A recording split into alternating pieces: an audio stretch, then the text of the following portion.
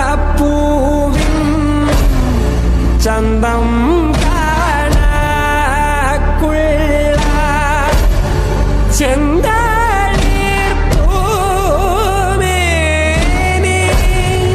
വിടിതയോ.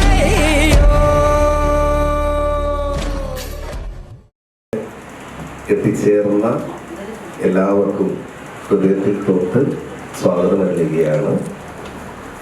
Village folk installation എന്നുള്ള ഒരു ആശയത്തെ മുൻനിർത്തി അർജുൻ വെങ്ങര എന്ന ശില്പി തെയ്യങ്കലയെ കുട്ടിക്കാലം മുതൽ തന്നെ കാണുകയും ഉപാസിക്കുകയും ചെയ്യുന്ന ഒരാൾ, ചിത്രകലയിലും ശില്പകലയിലും ഒരുപോലെ ബിരുദുള്ള ഒരാൾ.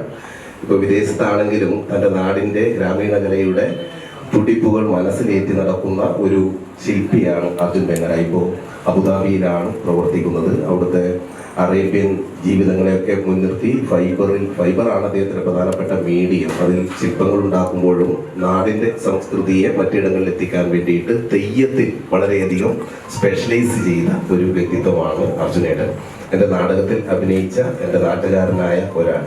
അപ്പോൾ നമ്മൾ കുറച്ചു കാലമായി ഇങ്ങനെ ഒരു സംഭവം ഇവിടെ കയറി വരുമ്പോൾ ഇങ്ങനെ ഒരു നടുത്തളം ഉണ്ട്. അപ്പോൾ അവിടെ നമ്മുടെ ഒരു ഗ്രാമത്തിന്റെ കൾച്ചറുള്ള, ഇപ്പോൾ ഇതൊരു ഭഗവതി കോലമാണ്. അത് അവിടുത്തെ വടക്കൻ മലബാറിൽ അതിന് ഭക്തിരസങ്ങൾ ഉണ്ട്. ആ ഭക്തിക്കൊക്കെ അപ്പുറം നമ്മൾ ഇതിനെ കാണുന്നത്, ഭക്തിക്കൊപ്പം തന്നെ കാണുന്നത് ഇതിന്റെ ഏസ്തെറ്റിക് ആയിട്ടുള്ള കാര്യമാണ്, സൗന്ദര്യ ശാസ്ത്രമാണ്. തെയ്യം എത്ര മനോഹരമാണ് നിങ്ങൾക്ക് ഇത് നോക്കിയാൽ അറിയാം. അതിന്റെ ആടയാഭരണങ്ങൾ, അതിസൂക്ഷ്മമായിട്ടുള്ള മുഖത്തെഴുത്ത്, ഓരോ പുരാവൃത്തത്തിനും അനുസൃതമായിട്ടുള്ള മുഖത്തെഴുത്താണ് തെയ്യം മുന്നോട്ട് വെക്കുന്നത്.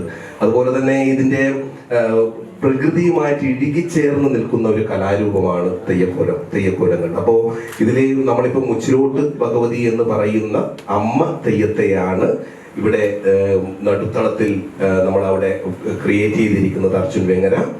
മുച്ചിലോട്ട് ഭഗവതിയെ കുറിച്ച് നിങ്ങൾ അറിയേണ്ടതുണ്ട്. കാരണം സ്ത്രീ സ്വാതന്ത്ര്യം ഇപ്പോഴും പലയിടങ്ങളിലും ഇല്ലാതായിക്കൊണ്ടിരിക്കുന്ന ഒരു സമയത്ത്, വർത്തമാനകാല പത്രത്തിൽ പോലും നമ്മളെ വേദനിപ്പിക്കുന്ന രീതിയിൽ സ്ത്രീകൾക്ക് നേരെയുള്ള അക്രമങ്ങളൊക്കെ പെരുകുന്ന ഒരു സമയത്ത് മുച്ചിലോട്ട് അമ്മത്തെയ്യത്തെ കുറിച്ച് നമ്മൾ ഓർക്കേണ്ടതുണ്ട്. കാരണം ഇതിന്റെ ഒരു മിത്ത് പറയുന്നത്, ഒരു മുമ്പ് കാലത്ത്, ഒരുപാട് വർഷങ്ങൾക്ക് മുമ്പേ മിത്തിക്കൽ പീരീഡില് പണ്ഡിതന്മാർ, അത് പുരുഷന്മാർ മാത്രമായിരുന്നു, അവര് മൃഷ്ടാനം ഉണ്ട് മുറുക്കി അങ്ങനെ വേദങ്ങളെ കുറിച്ചും പുരാണങ്ങളെ കുറിച്ചും ഇതിഹാസങ്ങളെ കുറിച്ചും ഒക്കെയുള്ള വാദപ്രതിവാദങ്ങളിൽ ഏർപ്പെടുന്നവർ, അവരുടെ പാണ്ഡിത്യത്തിൽ അവർ അഹങ്കരിച്ചിരുന്ന ഒരു കാലം.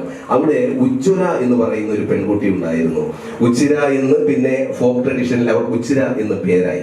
ഈ ഉച്ചിര അമ്മൂമ്മയിൽ നിന്നും പ്രകൃതിയിൽ നിന്നും അതുപോലെ വീട്ടിലിരുന്ന് താളിയോല ഗ്രന്ഥങ്ങളിൽ നിന്നും പഠിച്ചറിഞ്ഞ അറിവുകൾ വെച്ചിട്ട് ദൂരെ നിന്ന് ഇവരുടെ പാണ്ഡിത്യത്തിന്റെ സദസ്സ് ആസ്വദിക്കാറുണ്ടായിരുന്നു. അപ്പൊ അങ്ങനെ ആവുമ്പോൾ അവർക്കത് അതിൽ പങ്കെടുക്കണം എന്ന് തോന്നി. പക്ഷെ അവരെ അപഹസിച്ച് അയക്കുകയാണ് ചെയ്യുന്നത് ആദ്യം ഈ പുരുഷ മേധാവിത്വം പണ്ഡിത സദസ്സ്. പക്ഷെ പിന്നീട് അവരുടെ ഇച്ഛാശക്തി കൊണ്ട് അവിടെ എത്തുകയും വാദപ്രതിവാദത്തിൽ ഏർപ്പെടാൻ തയ്യാറാവുകയും ചെയ്തു. അങ്ങനെ ഇടിയും മിന്നലും പോലെ ചോദ്യവും ഉത്തരവും എന്നാണ് പറയുന്നത്. അതിമിടുക്കിയായ ഉച്ചിര എല്ലാത്തിനും ഉത്തരം പറയുന്നു. അപ്പൊ ഈ സ്ത്രീയെ, പുരുഷന്മാർക്ക് മീതെ സ്ത്രീകൾ എങ്ങനെയാണ് ഇത്ര അറിവ് കൊണ്ട് മുകളിൽ നിൽക്കുക, അത് പാടില്ലല്ലോ എന്ന് ചിന്തിക്കുന്ന രണ്ടുപേര്, കൗശലക്കാരായിട്ടുള്ള രണ്ടുപേരിൽ ഒരാൾ ചോദിച്ചു, ഏറ്റവും വലിയ വേദന ഏതാണ് എന്ന് ഉറക്കെ ചോദിച്ചു. ഉച്ചിര മറുപടി പറഞ്ഞു. ഉച്ചിര പറഞ്ഞത്, ഏറ്റവും വലിയ വേദന മാതൃത്വമാണ്, പ്രസവ വേദനയാണ് ഏറ്റവും വലിയ വേദന എന്ന് പറഞ്ഞു. അപ്പൊ ഇതിൽ അവർക്ക് ഉത്തരം മുട്ടി. പിന്നീട് വീണ്ടും ഉടനെ മറ്റൊരു കൗശലക്കാരൻ ചോദിച്ചു, ഏറ്റവും വലിയ രസം ഏതാണ് എന്ന്. ഉച്ചിര പറഞ്ഞു, കാമരസമാണ് ഏറ്റവും വലിയ രസം എന്ന്. ഇത് രണ്ടും വെച്ചുകൊണ്ട് ഇത് അനുഭവജ്ഞാനമില്ലാത്ത ഒരാൾക്ക് പറയാൻ കഴിയില്ല എന്നും ഇവൾ പിഴച്ചവളാണ് എന്നും പറഞ്ഞ് ആ പാവം കന്യകയെ അവിടെ നിന്ന് കല്ലെറിഞ്ഞ് ഓടിച്ചു എന്നും അവർ കാട്ടിൽ പോയി ഇതിന്റെ വിഷമം കൊണ്ട് ആത്മാഹുതി ചെയ്യാൻ വിറകുകളൊക്കെ കൂട്ടി നിൽക്കുമ്പോൾ അതിലൂടെ പോയ ഒരു എണ്ണ ചക്കിലാട്ടി കൊണ്ടുപോകുന്ന ഒരാളോട് എണ്ണ ആവശ്യപ്പെടുകയും അദ്ദേഹം കുറച്ച് എണ്ണ കൊടുക്കുകയും ആ എണ്ണ ഒഴിച്ച് അതിൽ തീ കൊളുത്തി ഈ സ്ത്രീ അതിൽ ആത്മാഹുതി ചെയ്തു എന്നാണ് മിത്ത് പറയുന്നത്. അത് കഴിഞ്ഞ് ഈ എണ്ണ കൊടുത്ത ആൾ അദ്ദേഹത്തിന്റെ വീട്ടിലേക്ക് പോയപ്പോൾ അദ്ദേഹത്തിന്റെ പൂജാമുറിയിൽ വെച്ചിരുന്ന വലിയ ബാരൽ മണ്ണിലുള്ള വലിയ ബാരലിൽ ഈ എണ്ണ ഒഴിച്ചു വെക്കാറുണ്ട്. അത് തിളയ്ക്കുന്ന ശബ്ദം കേൾക്കുകയും അതിനരികിലേക്ക് പോകുമ്പോൾ അത് തിളച്ച് വന്ന് അതിൽ നിന്ന് സുന്ദരിയായിട്ടുള്ള ഈ സ്ത്രീ ഉയർത്തു വരികയും ഒരു അമ്മ തെയ്യമായിട്ട് അദ്ദേഹത്തെയും കുടുംബത്തെയും അനുഗ്രഹിക്കുകയും സ്ത്രീകളുടെ സ്വാതന്ത്ര്യത്തിന് വേണ്ടിയിട്ട് എല്ലാ വർഷവും ഞാൻ നിങ്ങൾക്കരികിലേക്ക് എത്തും എന്ന് പറഞ്ഞ് അനുഗ്രഹിച്ച ഒരു അമ്മ തെയ്യത്തിന്റെ ഓർമ്മ മറ്റൊരു രീതിയിൽ പുനർനിർമ്മിച്ചിരിക്കുകയാണ് ഇവിടെ. ഒപ്പം അർജുൻ എങ്ങനെ ചെയ്തത് 6 ഒരുപാട് ഇടതും വലതുമായിട്ട് 6 തെയ്യക്കോലങ്ങളുടെ മുഖങ്ങളുണ്ട്. തെയ്യം കലയുടെ മിത്തിനനുസരിച്ച് ഓരോ തെയ്യത്തിനും സമൂഹത്തിന് വേണ്ടി പോരാടി മരിച്ചവരുടെ ഓർമ്മകളാണ് പറയാനുള്ളത്. ആ തെയ്യത്തിന്റെ മിത്തുമായി ബന്ധപ്പെട്ട പുരാവൃത്തവുമായി ബന്ധപ്പെട്ട മുഖത്തെഴുത്ത് വ്യത്യസ്തമാണ്.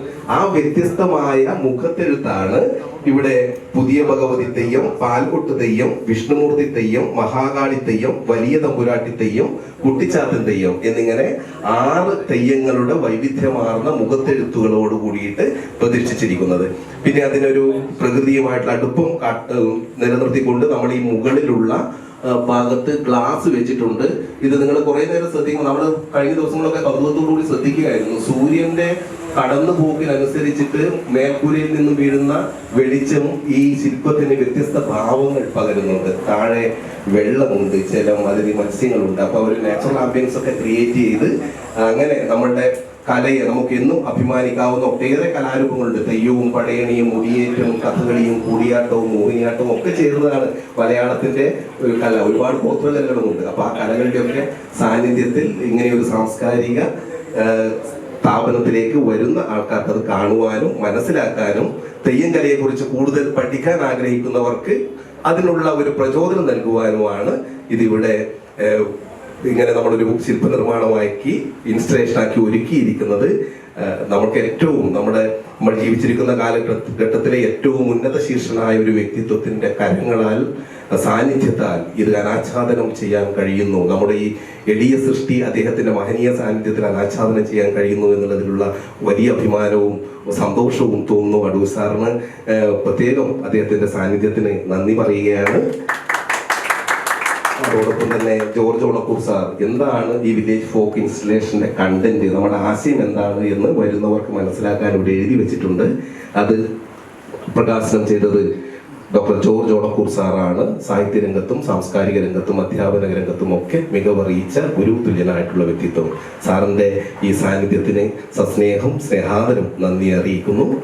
ഒപ്പം അലിയാർ സാർ ഉണ്ട്. അലിയാർ സാർ നമ്മുടെ എല്ലാ പ്രവർത്തനങ്ങൾക്കും അടൂർ സാറിനെയും ഓണക്കൂർ സാറിനെയും ഒക്കെ പോലെ നമ്മുടെ ഭാരത് ഭവന്റെ പ്രവർത്തനങ്ങൾക്കെല്ലാം അതിന് മാർഗനിർദ്ദേശം നൽകുന്ന ഒരു തുല്യനായ വ്യക്തിത്വമാണ്.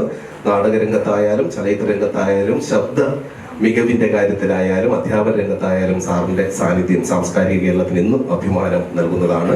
അലിയാർ സാറിന്റെ സാന്നിധ്യം ഈ അനാച്ഛാദന വേളയിൽ ഉണ്ടായതിൽ വലിയ സന്തോഷം അദ്ദേഹത്തിനും നന്ദി അറിയിക്കുന്നു. ഓമനക്കുട്ടി ടീച്ചറാണ് ഇവിടെ എത്തിച്ചേർന്ന മറ്റൊരാൾ. ഓമനക്കുട്ടി ടീച്ചർ നമ്മുടെ വീട്ടിലെ ഒരു അമ്മയെ പോലെ എല്ലാ കാര്യങ്ങൾക്കും നമുക്ക് മാർഗനിർദ്ദേശം നൽകുന്ന വ്യക്തിത്വമാണ്. ഉച്ചിലോട്ട് അമ്മ തെയ്യത്തെ പോലെ ഒരു ശിലാസ്ഥാപനം ഇവിടെ ചെയ്യുമ്പോൾ ഓമനക്കുട്ടി ടീച്ചറെ പോലെ ഇവിടെ നമ്മൾക്ക് സ്ത്രീ സാന്നിധ്യം കൊണ്ട് സംഗീതത്തിന്റെ എല്ലാ സമസ്ത മേഖലകളിലും അതിപ്രാവീണ്യമുള്ള ഓമനക്കുട്ടി ടീച്ചറുടെ സാന്നിധ്യം ഇത്തരം ഒരു ചടങ്ങിനെ കുറെ കൂടി ശോഭനമാക്കുന്നു. ഓമനക്കുട്ടി ടീച്ചറുടെ സാന്നിധ്യത്തിന് സ്നേഹാദരം നന്ദി പറയുന്നു.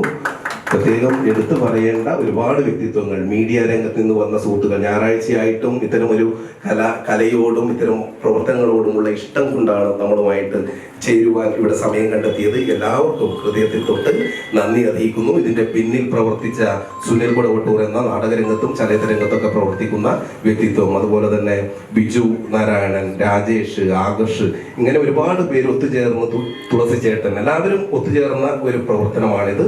എല്ലാവർക്കും സ്നേഹാദരം നന്ദി ഒരിക്കൽ കൂടി ഹൃദയത്തിൽ തൊട്ട് അറിയിക്കുന്നു. സ്നേഹം, നന്ദി, നന്മ. അല്പം വാക്കുകൾ സംസാരിക്കാൻ അടൂർ സാർ തയ്യാറാവുകയാണെങ്കിൽ സംസാരിക്കണമെന്ന് അപേക്ഷ. പറയാനുള്ളത്, ഇത്രയും മനോഹരമായിട്ട് ഇങ്ങനെ ഒരു സങ്കല്പിച്ചതിൽ ഇങ്ങനെ സ്ഥാപിച്ച പ്രമോദിനെ അഭിനന്ദിക്കുക എന്ന് പറയുന്നത്.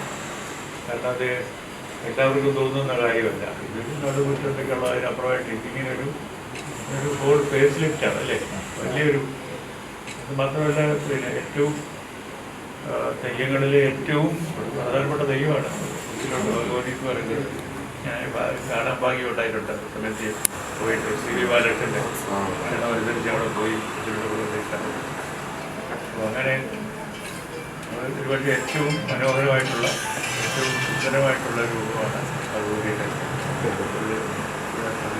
പ്രതിഷ്ഠയാണിത്. അത്യന്തം മനോഹരമായിട്ട് വളരെ എന്താ പറയുന്നത്, നല്ല ഭാവനയോടുകൂടി തന്നെയാണ് ഇതെല്ലാം. അർജുൻ എങ്ങനെയാണ് സാർ ശില്പി? എല്ലാം അത് ശില്പിയെ പ്രത്യേകിച്ച് ഞാൻ അഭിനന്ദിക്കുന്നു.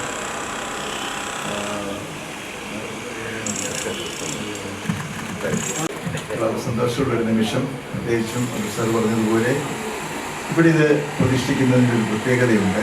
കാരണം നമ്മുടെ ഭാരത ഭവനിൽ പ്രത്യേകിച്ച് വിദേശത്ത് നിന്നൊക്കെ എത്തുന്ന ആളുകൾക്ക് നമ്മുടെ സംസ്കാരത്തിൻ്റെ ഒരു തനിമ എന്താണ്, നാം എന്താണ് സ്ത്രീ സ്വാതന്ത്ര്യത്തിനും സ്ത്രീ ശക്തിക്കും നൽകുന്ന പ്രാധാന്യം എന്ന് വെളിപ്പെടുത്താൻ, അവരുടെ മുമ്പിൽ വെളിപ്പെടുത്താൻ സഹായിക്കണമെന്നാണ്. പ്രത്യേകിച്ചും ശിവപാർവതി സങ്കല്പം ഒക്കെ നിൽക്കുന്ന നമ്മുടെ മഹത്തായ ഈ ഭാരത ഭൂമിയിൽ ഇങ്ങനെ നഷ്ടപ്പെട്ടുകൊണ്ടിരിക്കുന്ന, അല്ലെങ്കിൽ ഒരുപക്ഷെ അവഗണിക്കപ്പെട്ടുകൊണ്ടിരിക്കുന്നതെന്നും പറയണം. തെയ്യമൊക്കെ മലബാർ ഞാനും സാർ പറഞ്ഞതുപോലെ കണ്ടിട്ടുണ്ട്. പക്ഷേ ഈ തെക്കൻ കേരളത്തിലേക്ക് വരുമ്പോൾ പലപ്പോഴും നമ്മളിത് സ്കൂൾ യുവജനോത്സവങ്ങളിൽ ഒതുങ്ങിപ്പോകുന്ന ഒരവസ്ഥാവിശേഷമുണ്ട്. അങ്ങനെയല്ല, മറിച്ച് നമ്മുടെ സംസ്കാരത്തിൻ്റെ ഭാവമാണ് എന്നുള്ള ആ ഒരു തിരിച്ചറിവിലേക്ക് തീർച്ചയായിട്ടും ഇത് നയിക്കും. ഭാരതഭവനെ, പ്രിയപ്പെട്ട പ്രമോദ് പയ്യന്നൂരിന്, ഇവർ ബന്ധപ്പെട്ട അർജുന്, എല്ലാവർക്കും വലിയ സന്തോഷവും അഭിമാനവും അറിയിക്കാൻ ഈ മഹനീയമായ സന്ദർഭം ഉപയോഗിക്കുന്നു. നന്ദി, നമസ്കാരം. എല്ലാവർക്കും നമസ്കാരം. നമ്മുടെ പൂർവികന്മാർ എത്ര വലിയ ശില്പികളായിരുന്നു, എന്ത് വലിയ ആശയം അവർക്കുണ്ടായിരുന്നു എന്ന് തെളിയിക്കുന്ന ഒരു അമ്മത്തെയ്യമാണ് മച്ചിലോട്ടുപേരിയുടെ ഈ തെയ്യം. ഇത് പ്രാവർത്തികമാക്കിയ അർജുനെ ഞാൻ ഏറെ അഭിനന്ദിക്കുന്നു. അതുപോലെ തന്നെ ഈ ആശയം മനസ്സിൽ കൊണ്ടുവന്നിട്ട് തനി വില്ലേജിൻ്റെ മാതൃകയിൽ ഇവിടെ ഒരു അന്തരീക്ഷം സൃഷ്ടിച്ച പ്രമോദ് പയ്യന്നൂരിനെ എത്രമാത്രം പൊഴുത്തിയാലും അത് അധികമാവുമെന്ന് എനിക്ക് തോന്നുന്നില്ല. മച്ചിലോട്ട് ഭഗവതി സ്ത്രീ ശക്തിയുടെ പ്രതിരൂപം എന്ന് തന്നെ പറയാം. ഉജ്ജ്വലയിൽ നിന്ന് മച്ചിലോട്ട് ഭഗവതി ആയി പരിണമിച്ച ആ പരിണാമം ഏറെ ശ്രദ്ധേയമാണ്. അത് ഇവിടെ വളരെ വലിയ കലാകാരന്മാർ താമസിച്ചിരുന്നൊരു വീടാണത്. വീടെന്നേ എനിക്ക് പറയാൻ പറ്റുള്ളൂ. ആദ്യത്തെ പ്രിൻസിപ്പൽ മുതൽ അക്കാഡമിയിലെ, പിന്നെ ചെമ്മക്കുടി സാർ, കുമാരസ്വാമി സാർ, അങ്ങനെ അനേകം പേർ. അപ്പം ക്ലാസിക്കൽ കലകളുടെ ഒരു ഇരിപ്പിടമായിരുന്നു, സീറ്റ് ഓഫ് മ്യൂസിക് ആയിരുന്നു. അവിടെ നിന്ന് ഇപ്പോൾ ഗ്രാമീണ കലകളുടെ ഒരു സീറ്റ് ഓഫ് മ്യൂസിക് ആകാൻ പോകുന്നു. ഇത് ഈ ആശയം വലിയൊരു ആശയമാണിത്. ഇവിടെ പ്രമോദ് പറയുകയുണ്ടായി സ്ത്രീ ശക്തിയെ പറ്റി. നമ്മുടെ കൂട്ടുകാരനും പറയുന്നുണ്ട്, സ്ത്രീ ഞങ്ങൾ ഒരുമിച്ച് പഠിച്ചവരാണ്, അതാണ് അങ്ങനെ പറഞ്ഞത്. സ്ത്രീ ശക്തിയുടെ ഏറ്റവും വലിയ വേദനയെക്കുറിച്ച് പറഞ്ഞല്ലോ. മഹാനായ ശങ്കരാചാര്യർ പോലും മാതൃപഞ്ചകം എന്ന് പറഞ്ഞൊരു 5 ശ്ലോകങ്ങൾ രചിച്ചിട്ടുണ്ട്. അതിൽ അമ്മയുടെ കഷ്ടപ്പാട്, അമ്മ പ്രസവ സമയത്ത് അനുഭവിച്ച വേദന, 1 വർഷം ആ കുഞ്ഞിൻ്റെ മലമൂത്ര വിസർജാദികളിൽ കിടന്ന വേദന, അങ്ങനെയുള്ള അമ്മയും എന്ത് കൊടുത്താലും അത് ശരിയാകില്ല, അതിനു വേണ്ടി എന്ത് ചെയ്താലും ശരിയാകില്ല എന്ന് നമുക്കെല്ലാവർക്കും അറിയാം. എല്ലാവരും നല്ല അമ്മമാരാകട്ടെ. ഈ ഭാരത് ഭവനിൽ ഒരുപാട് ഉജ്ജ്വലമാർ വരട്ടെ. അവരെ പ്രോത്സാഹിപ്പിക്കുക. വളരെ കഴിവുള്ള സ്ത്രീകളുണ്ട് നമ്മുടെ നാട്ടിൽ.